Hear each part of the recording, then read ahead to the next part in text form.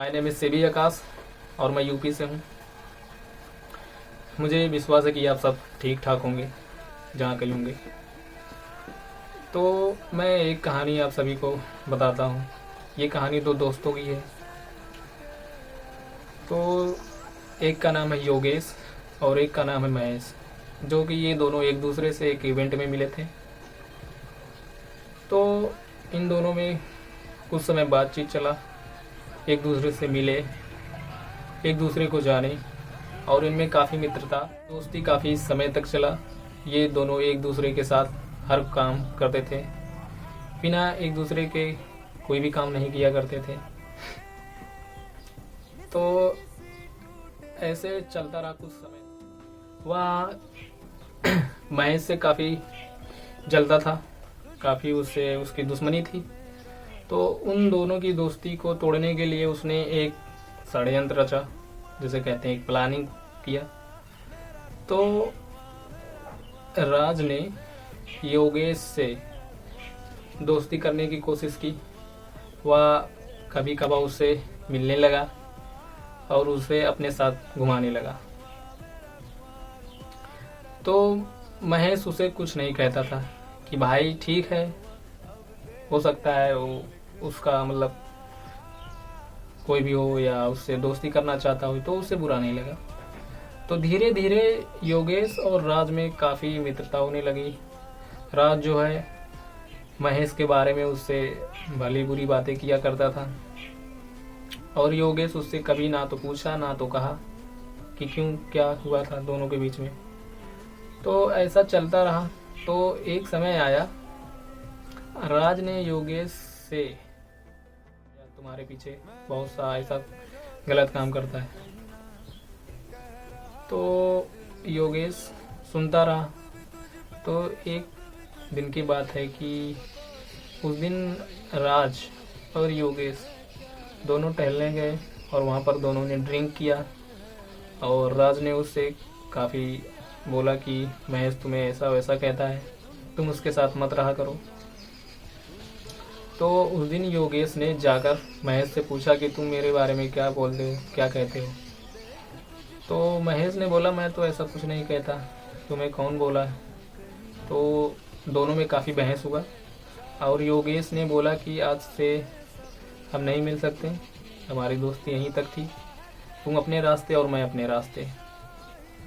तो महेश ने बोला कि भाई एक बार कारण बता दो, रीज़न बता दो। तो उसने बोला मैं नहीं जानता, अब जो हुआ सो हुआ, अब मैं यहीं पर दोस्ती का एंड करता हूँ।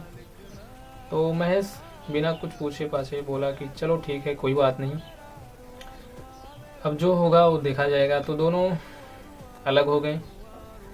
अब राज और योगेश साथ रहते थे। तो कुछ दिन दोनों में दोस्ती चली और राज तब अपनी भड़ास उससे निकालना शुरू किया उसने, क्योंकि दोनों को अलग कर चुका था। तो योगेश से काफ़ी कटा कटा रहने लगा, अलग होने की कोशिश की। तो एक दिन योगेश, उस दिन बारिश हो रही थी, काफ़ी मौसम ख़राब था। तो योगेश बीमार था। तो वह हेल्प के लिए राज के पास गया। तो राज ने जवाब दे दिया कि मैं नहीं जा सकता, मुझे टाइम नहीं है। अब योगेश करे तो करे क्या, क्योंकि एक दोस्त था महेश जो कि उससे अलग हो चुका था, कभी उसको मनाने की कोशिश भी नहीं की। तो अब योगेश था जो वो उसे पछतावा होने लगा कि काश मैंने एक बार उससे बात कर लिया होता। तो जैसे तैसे करके वो योगेश से एक बार बोला कि लाओ, हो सकता है भाई है, एक बार महेश से बात कर ही लेता हूँ। तो महेश के पास गया और ये सब कारण बताया। तो महेश ने बिना कुछ पूछे पाछे उसे हॉस्पिटल लेकर गया और उसका इलाज कराने के बाद उसे उसके घर पर ड्रॉप किया। तो योगेश उसे पकड़कर रोने लगा, माफ़ी मांगने लगा कि भाई मुझसे गलती हो गई, काम में आ गया और तुम्हें भला बुरा बोल दिया। तो महेश ने बोला कोई नहीं भाई, दोस्ती यारी में सब हुआ सो हुआ, अब उसे हम भूल जाते हैं और एक नई जिंदगी की शुरुआत करो। तो महेश यह कहकर चला गया। तो योगेश कल सुबह हुआ जब, तो उससे मिलने की कोशिश की। तो महेश से काफ़ी बातचीत हुआ। महेश ने उसके बारे में पूछा, उसकी तबीयत के बारे में पूछा, तो सब कुछ नॉर्मल था। तो योगेश सोचा कि पहले जैसा कुछ हो जाए, लेकिन महेश ने बोला कि चलो ठीक है भाई, अब हम सब अपने अपने काम पे ध्यान देते हैं, अब कुछ पहले जैसा है नहीं। तो महेश और योगेश की दोस्ती से हमें यह सीख मिलता है कि एक जो प्रेम रूपी धागा होता है, यदि वो टूट जाए, आवेश रूपी गांठ जो होता है वो बन जाता है। पहले की तरह वो दोबारा नहीं हो सकता।